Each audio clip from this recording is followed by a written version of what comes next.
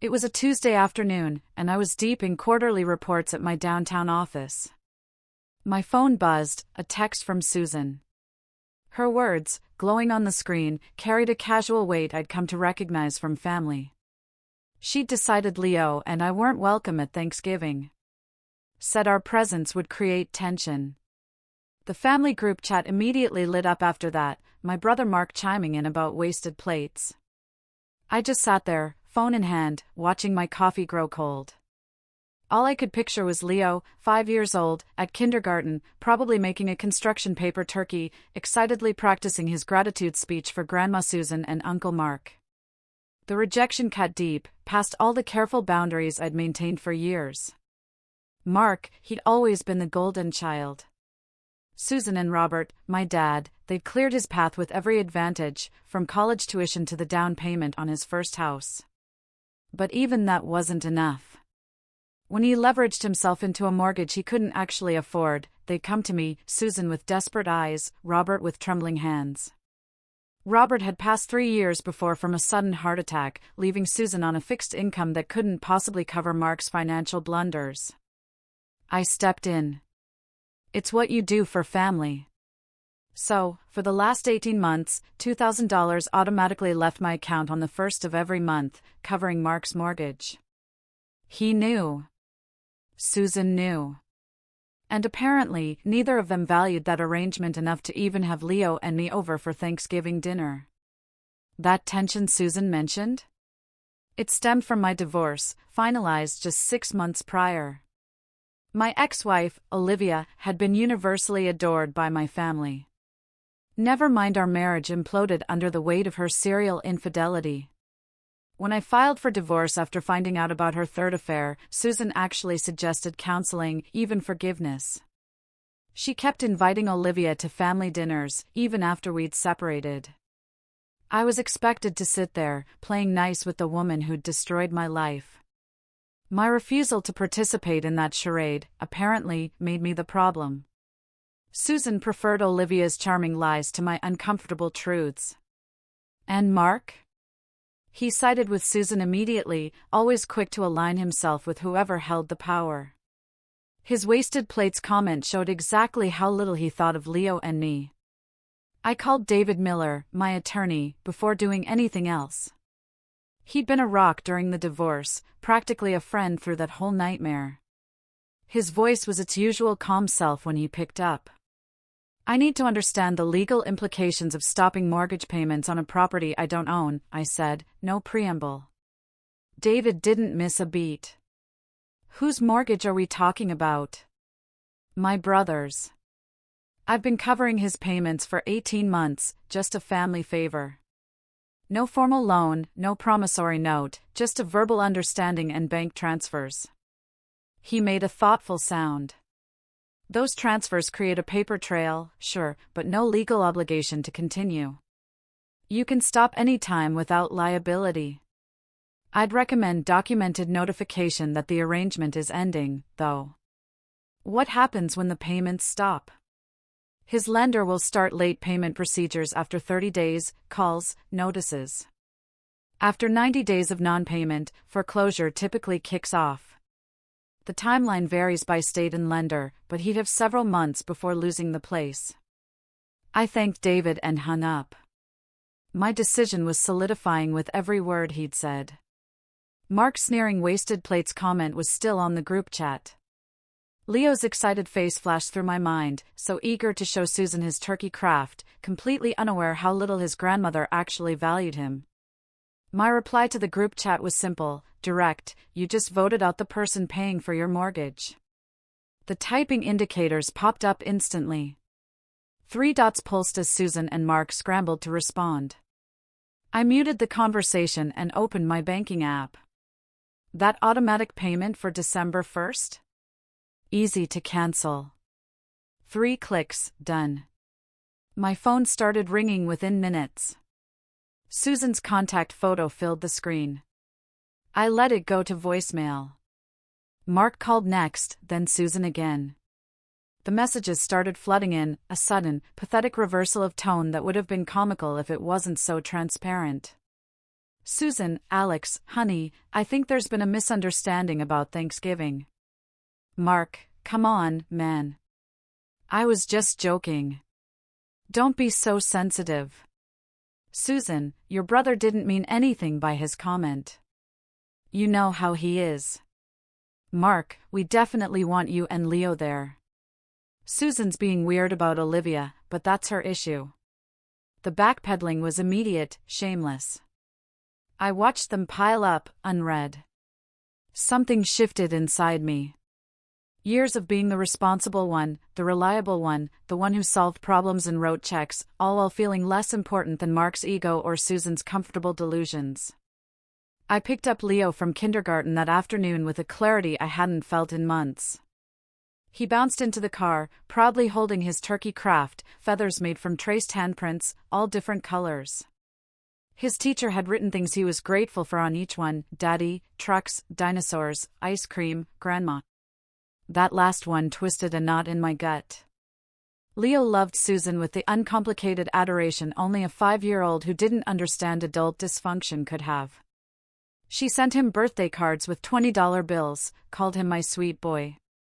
The thought that she'd exclude him from Thanksgiving, just to avoid tension with Olivia, starkly clarified her priorities.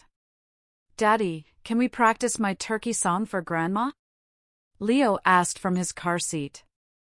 Actually, buddy, we need to talk about Thanksgiving plans. They might be changing a little bit.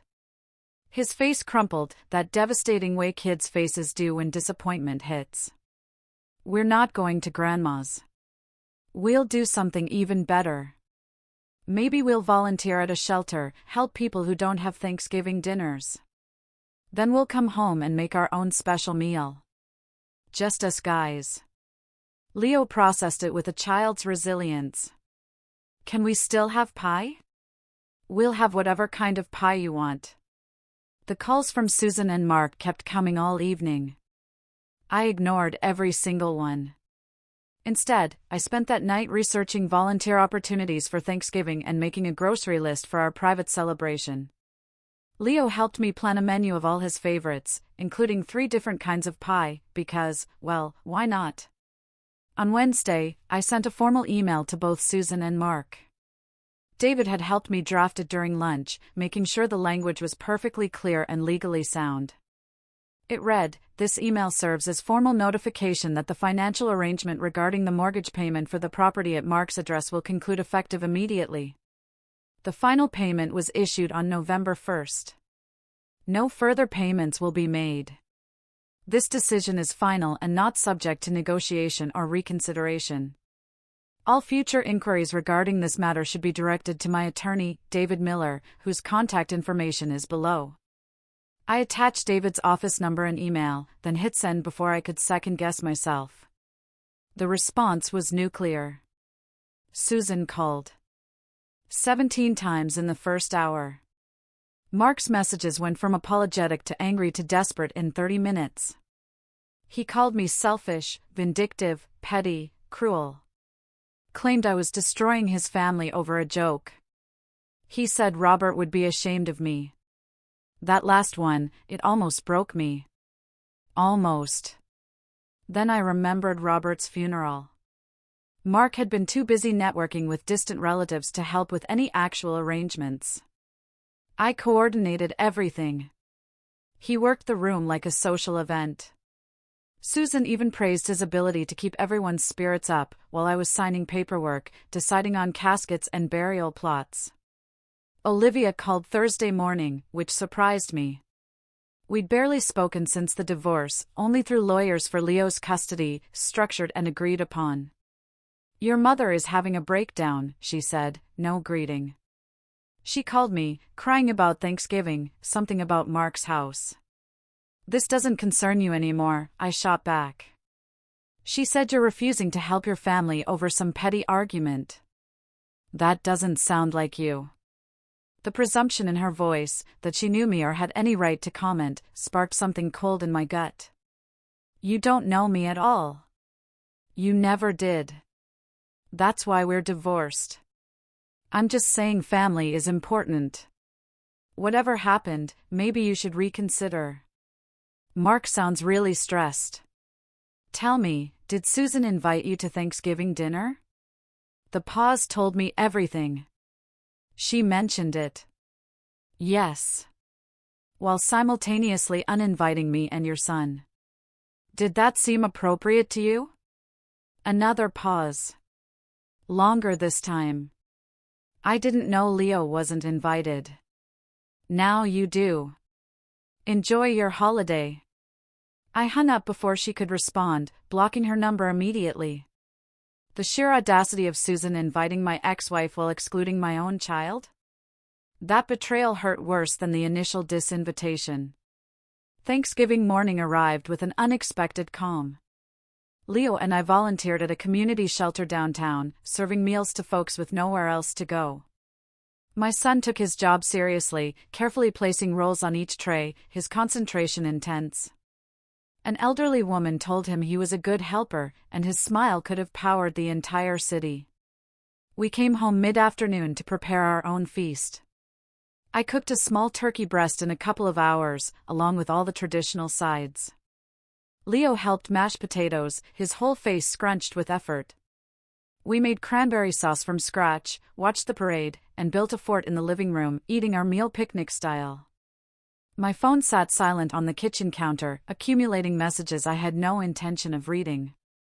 This small bubble of contentment with my son felt more valuable than any strained family gathering ever could. Friday morning brought the first crack in Susan's armor. Instead of calling, she showed up at my house, unannounced, at 8 a.m. Leo was still asleep, giving us privacy for the conversation I'd been dreading. She looked older than I remembered, stress aging her features into deeper lines. We need to talk about this situation. There's nothing to discuss. I told you, my decision is final. You can't just abandon your brother like this. He's family. He clearly didn't think Leo and I were family when he made that comment about wasted plates. And neither did you, when you uninvited us to avoid tension with my ex-wife. You even invited her to replace us at the table. Susan's face flushed. That's not fair. The situation with Olivia is complicated. It's actually very simple. She cheated repeatedly. I divorced her. And you chose to maintain a relationship with her at the expense of your relationship with me. Then you invited her to Thanksgiving while excluding your grandson. Nothing complicated about those facts. Mark didn't mean what he said. He jokes around too much sometimes. Susan, I've spent 18 months paying his mortgage. That's $36,000 of my money keeping his house out of foreclosure. When you uninvited Leo and me, you made it clear where we ranked. I'm simply adjusting my financial priorities to match that reality. She tried every approach over the next hour. Guilt trips about Robert's memory, appeals to family loyalty, promises things would be different. She even cried, which was highly unusual for her. None of it moved me. Years of being the reliable one, the solution to everyone's problems, had earned me exactly nothing in terms of respect or consideration. If you don't resume those payments, Mark will lose his house, she finally said, the threat hanging heavy. Then Mark will lose his house. He's a grown man with a job. He can figure out his own finances. How can you be so cold? I learned from watching how you treated Leo and me. Apparently, family loyalty is conditional, so I'm simply applying the same standard you established. She left without another word, her face tight with anger. I felt no satisfaction from the confrontation, just a weary sadness that things had come to this. Mark's financial situation became apparent through mutual acquaintances over the next few weeks. He'd leveraged himself into that mortgage based on projected commissions that simply hadn't materialized consistently. Without my monthly payments, he had zero cushion for the lean months. His lender started calling by mid-December. He tried everything to get me to reconsider, offered public apologies, promised amends, said he'd do whatever I wanted. His desperation was palpable, but utterly unconvincing. These weren't genuine changes of heart. They were panic responses to consequences. I ran into Olivia at Leo's preschool holiday program. She'd kept her custody rights despite the infidelity, which I hadn't contested. Leo deserved a relationship with his mother, regardless of her failures as a wife. She approached me after the program with unusual hesitancy. "I talked to your mother," she said quietly. "She told me what's happening with Mark's house."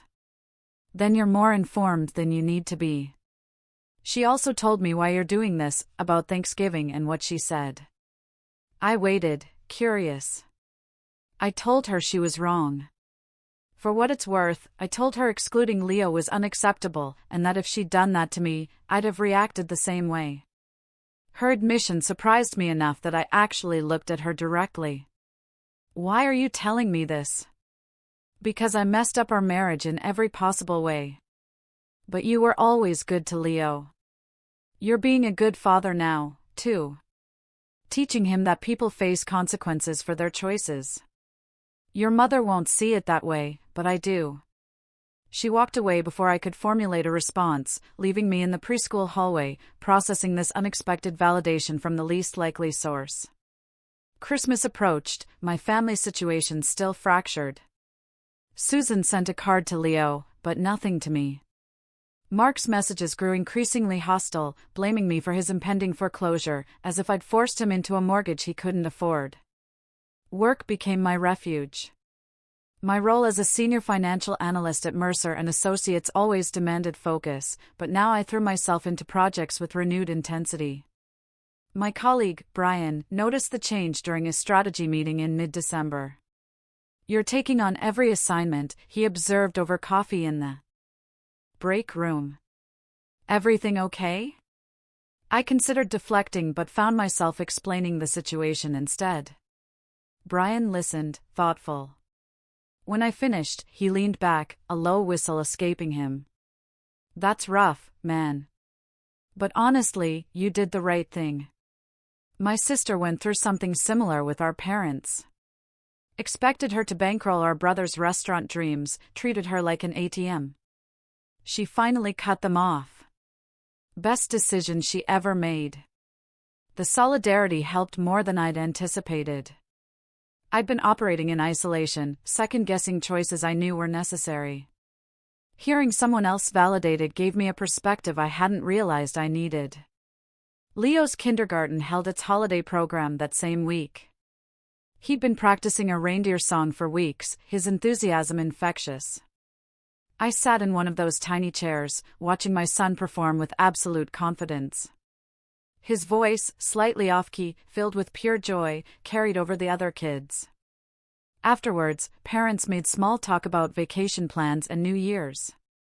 One father, Daniel, mentioned his family's annual gathering with obvious dread. "My in-laws host every year. It's always a production," he said, with a strained laugh. 3 days of passive-aggressive comments and unsolicited parenting advice. Can't wait. I found myself unexpectedly grateful for my own situation. The absence of obligation to attend stressful family gatherings was liberating in ways I was only beginning to appreciate. Leo and I could create our own traditions, free from complex family politics or managing other people's expectations. The week before Christmas, Mark's wife, Stephanie, called my cell phone directly. An unfamiliar area code popped up, suggesting she was using a different phone to bypass my screening. I answered, mostly out of curiosity. "I'm calling to tell you that you've ruined Christmas for our children," she said, no preamble. "They don't understand why we can't afford presents this year." The accusation was a clear attempt to provoke guilt. I felt only cold clarity. "Your financial situation isn't my responsibility, Stephanie." Mark knew the terms of our arrangement. He chose to ignore boundaries, and that had consequences. "You're heartless. These are children we're talking about. My child is also involved in this situation. He was excluded from Thanksgiving because his presence was inconvenient. Where was your concern for him then?" She had no response. The silence stretched between us. Finally, she spoke again, less hostile, more desperate. "We're going to lose the house. Mark's commission structure changed, and without your payments, we can't make up the difference. We'll be out by March. I'm sorry that's happening, but it doesn't change anything. You both made choices that led to this outcome. You could stop this tomorrow. One call to your bank, and everything goes back to normal. Normal was me subsidizing a lifestyle you couldn't afford, while being treated as disposable. That's not something I'm interested in returning to. Stephanie ended the call abruptly. I just stared at my phone. The conversation had reinforced my decision, not weakened it. Their entire approach was transactional, focused on what I could provide, not on genuine relationship or mutual respect. I took Leo shopping for Christmas decorations that afternoon, letting him pick out ornaments and lights with complete autonomy. He chose an inflatable snowman for the front yard, slightly garish, but it made him laugh every time he saw it. We spent the evening decorating our house, playing holiday music, and making hot chocolate with excessive marshmallows. My phone buzzed with a message from Susan around 9 that night. Mark told me Stephanie called you. I wish you would reconsider helping them through this difficult time. I typed and deleted 3 different responses before settling on, I've made my position clear. Please stop asking me to reconsider. She replied immediately, this isn't the son I raised. Your father would be disappointed. That stung more than Stephanie's earlier comments. Invoking Robert's memory as a weapon felt particularly cruel. I called Susan directly, anger sharpening my voice. Robert would be disappointed that you excluded his grandson from Thanksgiving to avoid tension with my ex-wife. He'd be disappointed that Mark made a cruel comment about wasted plates and faced no consequences from you. He'd be disappointed that you're prioritizing Mark's poor financial planning over my right to be treated with basic respect. Don't tell me what your father would think. Susan shot back. I knew him for 42 years. And I was his son for 35 years. I learned my values from him, including the importance of standing up for yourself and not letting people take advantage of your kindness. That's exactly what I'm doing. This is about more than one comment at Thanksgiving. She was right, though not in the way she meant. This was about years of being the responsible sibling, the reliable one who solved problems and provided stability, all while being taken for granted. The Thanksgiving exclusion had just been the catalyst, making the underlying dynamic impossible to ignore. You're right, I said quietly. This is about a pattern of behavior that showed me where I stand in this family. I'm simply adjusting my actions to match that reality. Susan was crying when she ended the call, her sobs audible even as she hung up. I felt terrible, but not guilty. There's a difference between causing someone pain and allowing them to experience the consequences of their own actions. I took Leo to visit Robert's brother, Uncle Charles, for Christmas instead. Charles had always been the black sheep, a philosophy professor who'd never married, living in a cluttered house full of books. He welcomed us warmly, genuinely delighted to see Leo. Your mother called me, Charles said, while Leo played with a collection of antique toys Charles kept for visiting children. She wanted me to talk sense into you. And will you? I told her she raised you to have principles and integrity, and she should be proud that you're standing by them, even when it's difficult. She didn't appreciate that perspective. We spent Christmas Day reading stories, playing board games, and eating a meal Charles admitted he'd never attempted before. The turkey was slightly dry, the gravy lumpy, but Leo declared it the best Christmas ever, and I found myself agreeing. New Year's Eve brought a surprising peace. Leo and I watched the countdown on TV, banging pots and pans at midnight in our living room. He fell asleep on the couch soon after, his face peaceful in the TV's glow. I carried him to bed, tucking him in with the stuffed dinosaur he'd gotten for Christmas. My resolution for the new year was simple: prioritize the people who valued us, and stop explaining myself to those who didn't. The clarity that came with that decision felt like shedding a weight I hadn't realized I was carrying. January brought freezing temperatures and a return to routine. Leo started back at kindergarten, full of stories about his Christmas adventures with Uncle Charles. The other kids were fascinated by his description of Charles's antique toy collection, especially the mechanical banks and wind-up trains. I received a letter from Mark's mortgage company in mid-January, a form notice about past due payments. It had been sent to my address by mistake, probably because my bank info was still on file from the automatic payments. I forwarded it to Mark's address without comment. My work performance actually soared during this period. Without the emotional drain of managing family dysfunction, I had so much more mental energy for strategic projects. Rebecca, my boss, called me into her office in late January to discuss a promotion. "We're expanding the senior analyst team," she explained. "The position comes with a substantial salary increase and more client-facing responsibilities. I think you'd be perfect for it." The timing felt serendipitous. The money I'd been sending to Mark would now translate into career advancement and better financial security for Leo.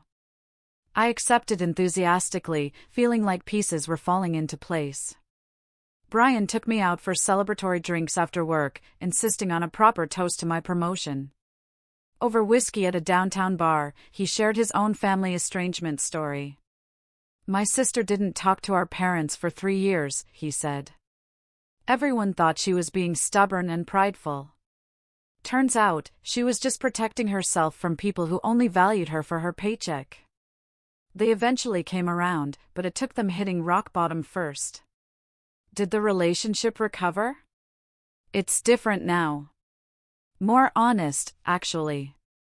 They can't pretend she's just being difficult when they literally drove her away. The whole dynamic shifted once they had to face reality."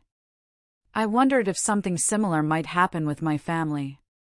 The thought didn't bring hope, more a sense of resignation. If reconciliation required them hitting rock bottom, that process would unfold on its own timeline. The foreclosure notices kept arriving through winter and into spring. Mark received formal warnings in January, default notices in February, and legal paperwork in March, announcing the initiation of foreclosure proceedings. He tried one last desperate appeal in April, showing up at my office with documentation of his financial situation, as if seeing the numbers would suddenly change my mind. "I'll lose everything," he said, his voice cracking with genuine fear. "My house, my credit, everything. You'll lose a house you couldn't afford without someone else paying for it. That's not everything. That's a consequence. Please, I'm begging you. I'll do anything. There's nothing you can offer that I want, Mark. You showed me exactly what you think of Leo and me. That comment about wasted plates wasn't a joke. It was how you really feel. I'm simply acknowledging that reality and acting accordingly." He left my office in tears. I felt nothing but tired. The whole situation was exhausting in ways that went far beyond the immediate conflict. February brought unexpected snowstorms that shut down the city for 3 days. Leo and I built a snowman in our front yard, giving it a carrot nose and button eyes made from stones.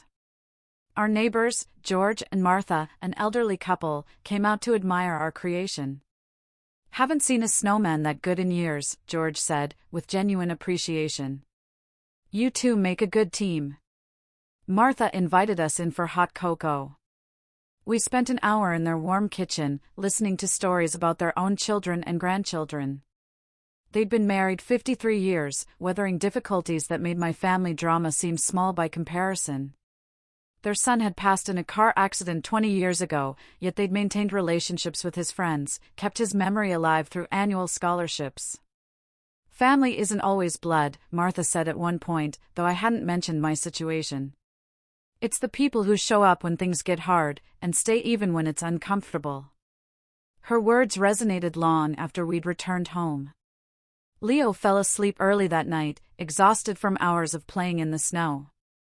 I sat in the quiet house, thinking about chosen family versus biological family, about the relationships we maintain out of love versus those we maintain out of obligation. Valentine's Day arrived with Leo's preschool party. He made cards for his classmates, and an extra one for me, covered in heart stickers and his careful printing, "To Daddy, you are the best." That simple declaration filled me with an emotion I hadn't expected. This kid, this perfect little human, was thriving despite the family fracture. He didn't seem damaged by the absence of extended family drama. If anything, he seemed happier, more secure in our smaller, more stable world. Olivia picked him up that evening for her scheduled custody time. She'd been consistently reliable for months now, a real change from the chaos of our marriage. As Leo gathered his overnight bag, she lingered at the door. "Your mother called me again," she said quietly. "She wanted me to convince you to help Mark." "What did you tell her?" "I told her to stop putting me in the middle of your family issues. I also told her that she created this situation by choosing me over you and Leo, and she needed to own that." The statement surprised me enough that I studied her face for signs of manipulation. She met my gaze steadily. "I know I don't have any right to opinions about your family," she continued. "But for what it's worth, I think you're doing the right thing. Leo is happy. You seem more at peace than you did during our entire marriage, and you're teaching him an important lesson about self-respect." After they left, I sat with her words for a long time. The validation from my ex-wife felt strange, but profoundly meaningful. She'd been the catalyst for much of this family drama through her infidelity. Yet, she could see the situation more clearly than my own mother could. Susan made one final attempt in February, setting up an ambush meeting by claiming she needed help with paperwork.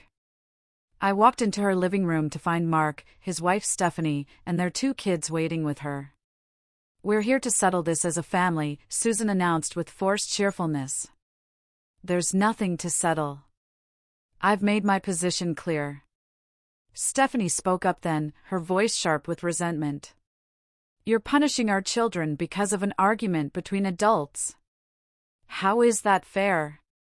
"I'm not punishing anyone. I'm declining to continue paying your mortgage." "Those aren't the same thing." "You know we can't afford it without your help," Mark interjected.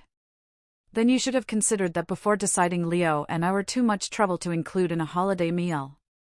Actions have consequences. This is yours." Susan tried her guilt routine again, bringing up Robert's memory and family obligations. Mark's kids looked confused, too young to understand the adult dynamics. Stephanie glared at me with open hostility.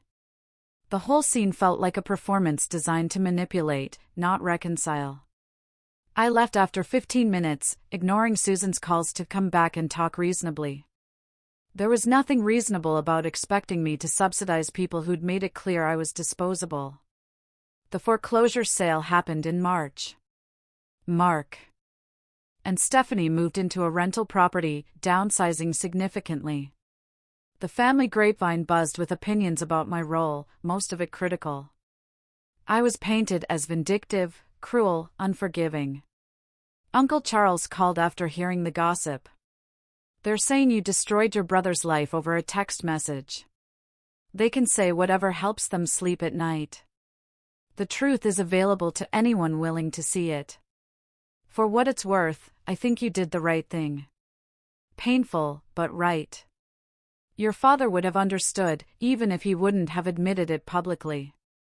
That validation meant more than I expected. Robert had always been conflict-averse, preferring peace over justice in family matters. But he'd also raised me to stand up for myself and establish boundaries. In his own way, he prepared me, even if he never would have handled it the same. My cousin, Emily, reached out through social media, someone I hadn't spoken to in years. Her message was long and detailed. She'd heard Susan's side but wanted mine before forming an opinion. I appreciated the gesture enough to call her directly. "Susan's version makes you sound like a monster," Emily said bluntly. "But I remember how things were growing up. Mark always got away with everything while you were expected to be perfect." We talked for over an hour, catching up on years of missed connection. Emily had her own complicated relationship with family expectations, choosing art over the corporate path her parents envisioned. She understood the pressure of family disappointment. "The thing about setting boundaries," she said toward the end of our conversation, "is that the people who respected you all along will understand, and the people who didn't will prove you were right to establish them in the first place." Her perspective crystallized something I'd been feeling but couldn't quite articulate. The negative reactions from Susan and Mark weren't proof I'd done something wrong. They were confirmation that my assessment of our dynamic had been accurate. March brought Leo's first experience with soccer, a recreational league for kindergartners that was more chaos than actual sport. I stood on the sidelines with other parents, watching tiny humans chase a ball in confused clusters. Leo scored on his own team's goal during the second game, celebrating with such genuine enthusiasm that everyone laughed. Another father, Kevin, struck up a conversation during the third game. His son and Leo had become friends, bonding over dinosaurs. Kevin casually mentioned his own family situation, divorced with shared custody, navigating co-parenting with varying success. "My ex-wife's family still includes me in holidays," he said. "It's weird sometimes, but they made it clear our divorce didn't change their relationship with me. I'm grateful for that." The contrast to my own situation was stark. Olivia's family had cut contact immediately after our separation, despite years of relationship building. Susan had prioritized Olivia over her own son and grandson. The difference in family loyalty patterns was illuminating. Leo scored an actual goal during the fourth game, this time in the correct direction. His celebration included a running lap around the field, arms spread like airplane wings. I cheered with embarrassing enthusiasm, not caring what other parents thought. These small moments of joy with my son reinforced the rightness of my decisions. Every dollar I'd sent to Mark had been a dollar not invested in experiences like this. Every ounce of emotional energy spent managing family dysfunction had been energy not available for being present with Leo. Uncle Charles called during the last week of March with unexpected news. "I've been diagnosed with prostate cancer," he said with characteristic directness. "Early stage, very treatable, but I wanted you to know." The diagnosis shook me more than I'd anticipated. Charles had become our primary family connection, the one person offering unconditional support and genuine relationship. The thought of losing him felt unbearable. "What's the treatment plan?" I asked, trying to keep my voice steady. "Surgery scheduled for May, followed by monitoring. The doctors are optimistic. I'm planning to fight this with everything I have, especially now that I have a great nephew to spoil." We talked through his medical details and support needs. I offered to help with appointments, recovery care, whatever he needed. Charles accepted with gratitude, noting I was the only family member he'd told so far. "Will you tell my mother?" I asked. "Eventually. But I wanted to tell you first. You're the one who's actually been present in my life." The implication was clear. Charles had observed the family dynamics and made his own assessments about who deserved his trust and vulnerability. April arrived with warming weather and Leo's 5th birthday approaching. I'd been planning an elaborate party with his preschool friends, a bounce house rental, and a dinosaur theme he'd requested. The preparations kept me busy, distracted from the ongoing family silence. Susan sent a birthday card for Leo 2 weeks early, with a check for $100 and a note asking if she could attend his party. The request caught me off guard. Part of me wanted to maintain the boundary to protect Leo from potential drama. Another part recognized that Leo missed his grandmother and deserved the chance to have her in his life. I called Susan that evening after Leo was asleep. "You can come to the party, but we need to establish some ground rules first." "I'll agree to anything," she said quickly. No mentions of Mark or the mortgage situation. No passive-aggressive comments. No bringing Olivia as a guest. "If you violate any of these boundaries, you'll be asked to leave immediately." "I understand. Thank you for letting me come." The conversation was stilted but civil. I didn't trust her completely, but I was willing to give her a chance for Leo's sake. The party was about him, not about adult conflicts. Leo's 5th birthday party in April included his school friends, Uncle Charles, and surprisingly, Olivia. She'd been making genuine efforts to be more present in Leo's life, showing up for events, following through on commitments. We weren't friends and never would be, but we'd achieved a functional co-parenting relationship based on mutual respect for our son's needs. Susan and Mark weren't invited. That omission was deliberate and noticed. Susan sent a card with money, but no request to attend or see Leo. The silence felt like acceptance of the new normal. Susan arrived exactly on time, carrying a large wrapped present, wearing an uncertain expression. Leo lit up when he saw her, running over for a hug she returned with visible emotion.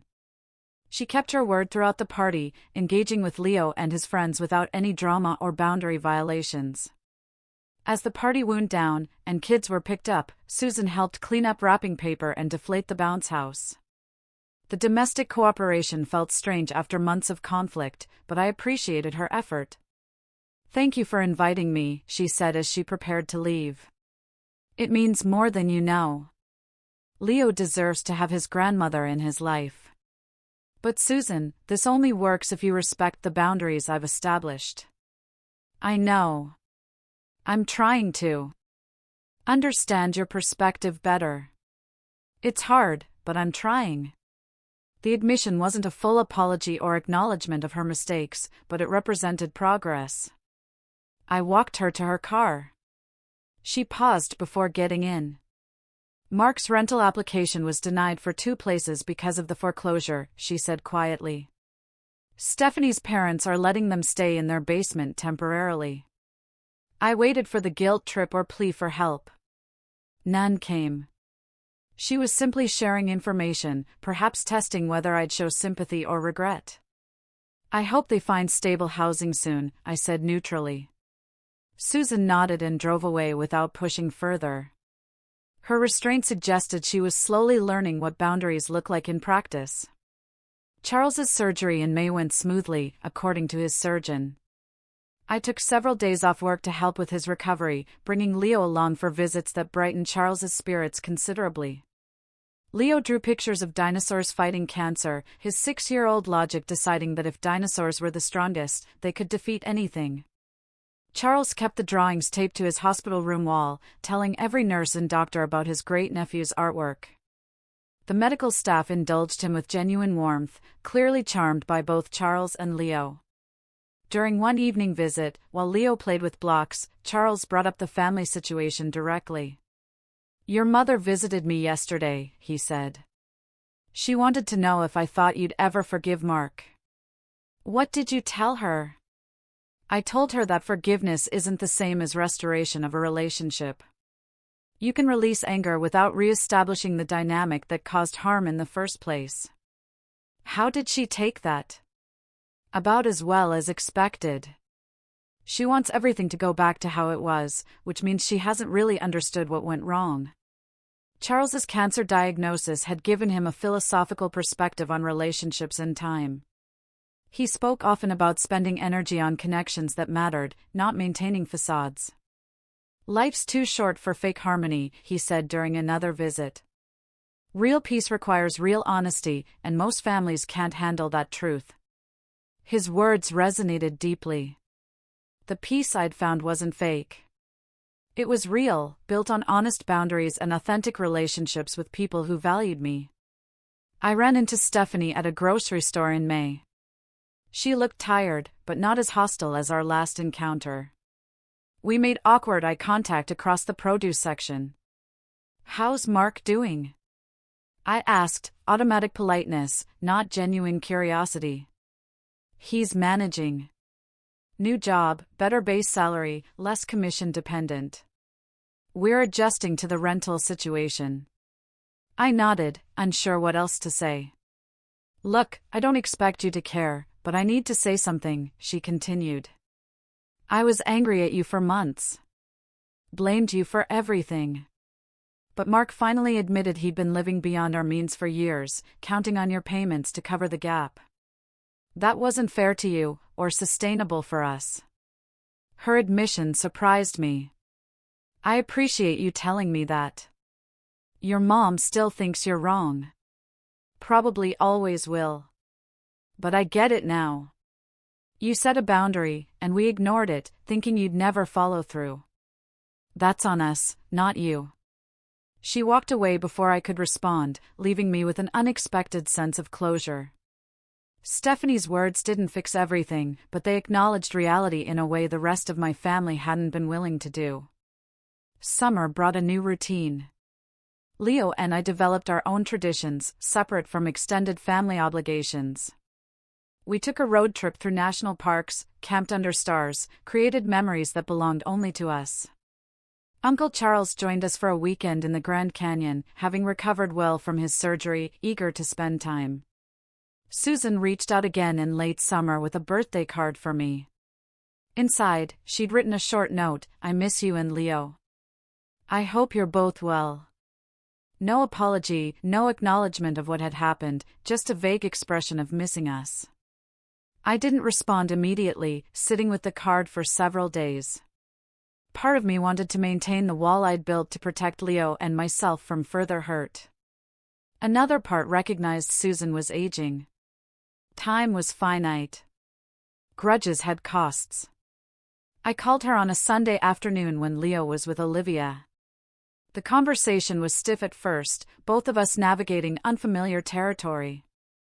"I got your card," I said simply. "I meant what I wrote. I do miss you both. Missing us isn't the same as understanding why things happened the way they did." She was quiet for a moment. "I know I made mistakes. With Olivia, with Thanksgiving, with how I handled things with Mark. I prioritized the wrong things." The admission was small, but significant. Not a full apology, but an acknowledgement that hadn't existed before. "Leo asks about you sometimes," I said carefully. "He doesn't understand why we don't visit anymore. I'd like to see him. And you, if you're willing." We arranged a brief visit, just lunch at a neutral restaurant. Susan was nervous when she arrived, her hands fidgeting with her purse.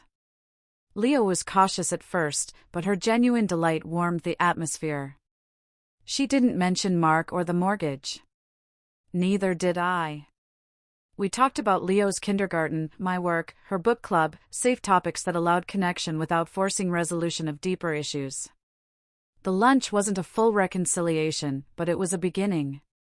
Leo left happy, chattering about showing Grandma his new skills. Susan hugged me goodbye, tears in her eyes, whispering a simple thank you that carried more weight than longer explanations. Mark and I remained estranged.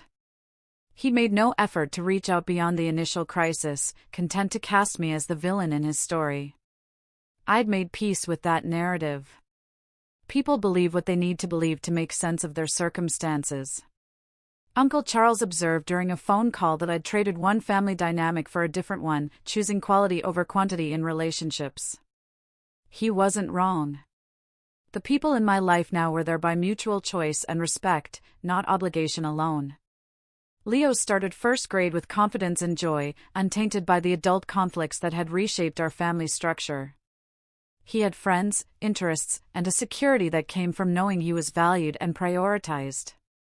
That outcome made every difficult decision worthwhile. The mortgage payment had stopped making freed up resources for other things, college savings for Leo, investments in his education and experiences, financial security for our small family unit. Money flowing toward people who valued us, rather than those who'd taken us for granted. People sometimes asked if I regretted my decision, if I felt guilty about Mark's foreclosure. The honest answer was no. I'd offered help freely when asked, and that help had been treated as worthless by the very people receiving it. Stopping wasn't punishment, but rather a natural end to an unsustainable situation. Susan and I maintained cautious contact, building something new from the ruins of old expectations. She never quite apologized for Thanksgiving, but her changed behavior spoke louder than any words. She showed up for Leo, respected boundaries, and stopped pressuring me about Mark. The whole experience taught me that family isn't just about blood relations or obligation. It's about mutual respect, reciprocal care, and acknowledgement of each other's value. When those elements disappear, the relationship becomes transactional at best, and toxic at worst. I'd chosen to end the transaction. In doing so, I discovered that the absence of toxic family was more peaceful than their presence had ever been. Leo thrived in our smaller, healthier circle.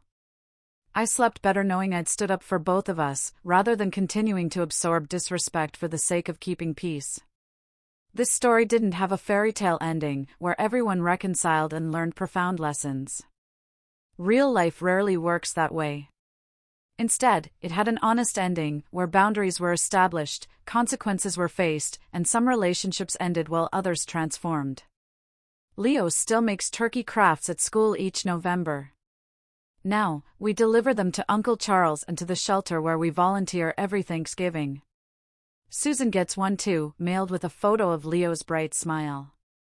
Mark gets nothing, and that absence causes me no internal conflict. We built a life that works for us, free from the obligation to maintain relationships with people who'd shown us we were expendable. Some might call that cold or unforgiving. I call it healthy boundaries and appropriate self-respect. The money that used to pay Mark's mortgage still leaves my account on the first of each month, but now it goes into Leo's future. That reallocation of resources symbolizes the broader shift in my priorities, choosing investment in people who value us, rather than appeasement of those who don't. Years from now, Leo might ask why we don't see Uncle Mark, or why our extended family is small. I'll tell him the truth, in age-appropriate terms. That sometimes people show you who they are, and believing them is an act of wisdom, not cynicism. That standing up for yourself and those you love is worth the cost of comfort or approval. He'll understand, I think. Not immediately, but eventually. Because I'm raising him to know his worth, to establish boundaries, and to walk away from situations that diminish him. The best revenge isn't elaborate or dramatic. It's living well, choosing wisely, and refusing to accept less than you deserve from the people who claim to love you. Have you ever had to choose between family obligation and your own peace?